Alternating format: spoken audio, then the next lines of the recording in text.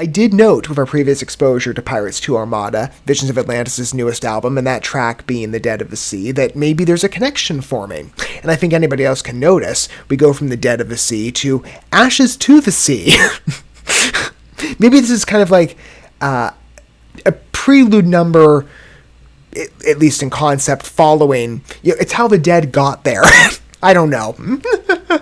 And yet, The Dead of the Sea, just on an individual experience itself, is such a remarkable number, and very much an epic symphonic metal journey, and a beautiful complement to the vision of Pirates II Armada, following very well in the footsteps of its predecessor chapter. And Visions of Atlantis is a name I wouldn't believe anything different on presumption. The time I've been following them at this point, a little over a year.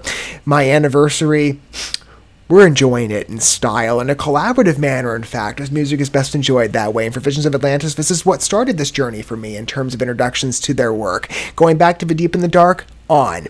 And it was a wonderful adventure to humor pirates fully with all of you. Then, of course, why wouldn't we continue for the sequel chapter? And so far, it's been great. And if you happen to be walking in with a fresh lens to Pirates, not just Pirates 2, but Visions of Atlantis as a name, to give you, again, background so you're all on even footing if you happen to be an initiate sailor, I think that'd be a fair descriptor for you concerning where we'll end up. I'm sure with a Never Pirates 2 contribution from Visions of Atlantis, you are looking at a very strong European metal-based name within the symphonic, melodic, and power metal influence spheres. A real beautiful fusion of each style in that.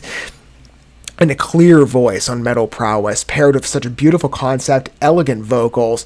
There's such a great field of appreciation that I have applied time and time again in my remarks to Visions of Atlantis, and you will see for yourself if you happen to be in that initiate listener position. You'll see that command evidently. I have no doubt about that. Though again, however you approach, longtime fans of the group or newbies, I hope you feel welcome here and enjoying music in a mutual manner. Because Pirates 2 just delights in every account I've had so far, now reaching beyond the halfway point, in fact, with track 7 out of 12. 5 more adventures to go succeeding this, and I'm sure it'll be a fun adventure in every entry considered.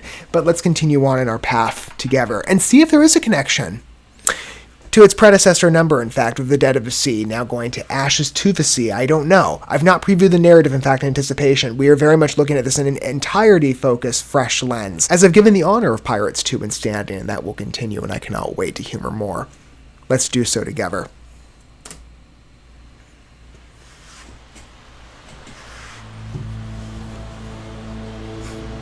I like the fact we incorporated a bird effect, speaking of the sea motif.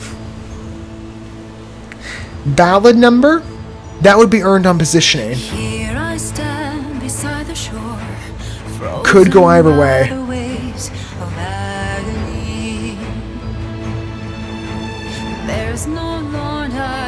The vocals work to a melodic touch, and yet the score seems to lead to different conclusions.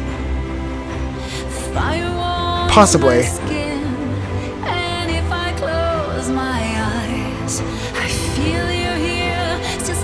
A power ballad, maybe.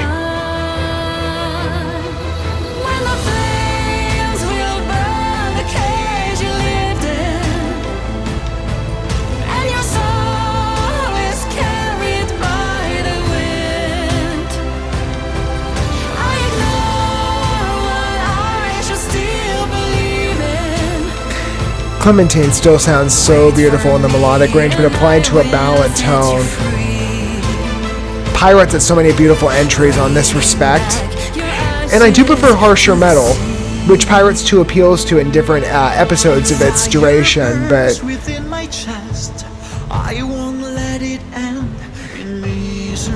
these pause numbers are quite beautiful too.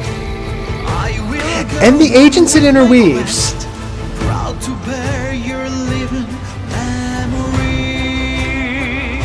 Strings, cues, or ever instrumentals considered. Speaking right in line of appearance.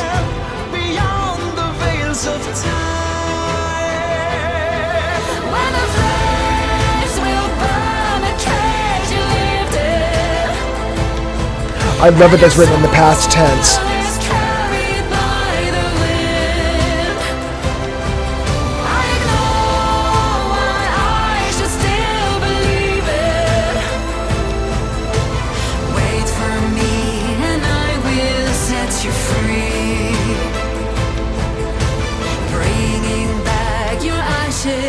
to the sea.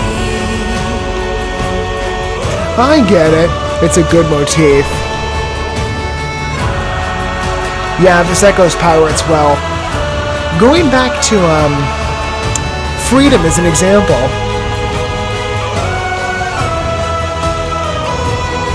I definitely hear of an influence. I'm noting the key shift specifically and the choir switch. Or choir, or ambient background vocals sometimes appear on part of the group.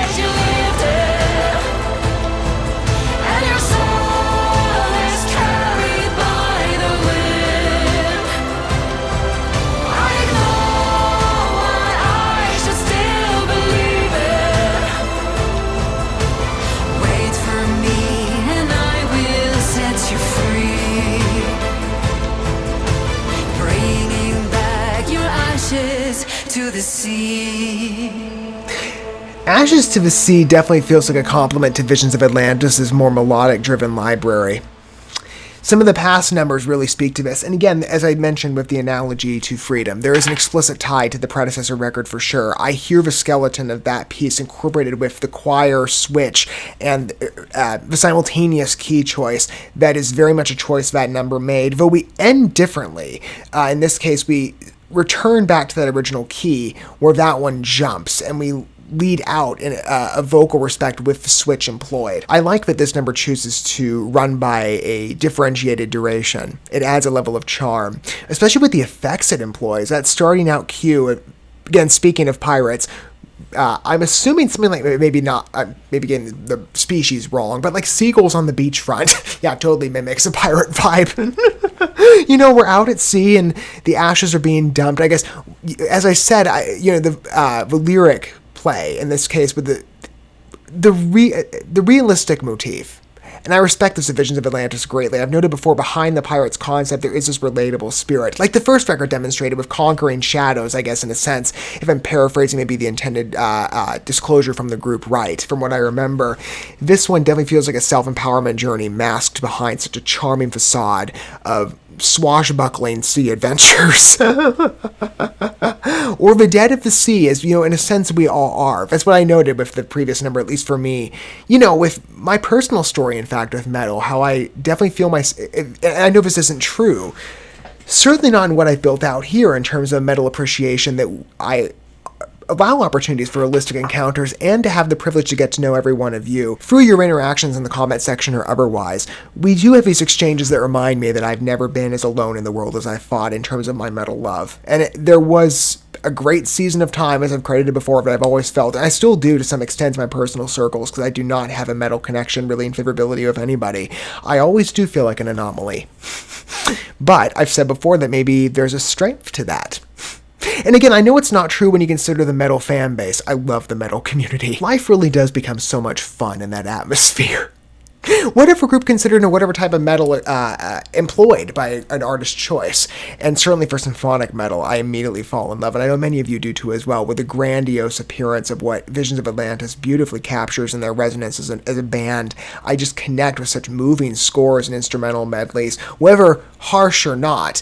And in the ballad extreme, they've done some really good work. That again, with Ashes to the Sea, it brings to mind past records, whether it be maybe from what I've heard of it, more so, I was going to say maybe the Deep and the Dark, but I think it's more so Wanderers. That one I get explicit ties to beyond the obvious connection to Pirates with Freedom and some of the similar choices there, as I mentioned. This one seems to me in a way to be like a summary of Legacy with Visions of Atlantis that has, I would imagine, a wide appeal, as symphonic metal allows for, because there is such a variance in terms of how artists approach that type of metal language. Softer numbers, harsher numbers, anything is permitted. And other types of integration within different metal fields. Power metal, melodic metal, as I said. It's just natural for Visions of Atlantis that each route is fleshed out very well and individually from song to song, and Ashes to the Sea is no different.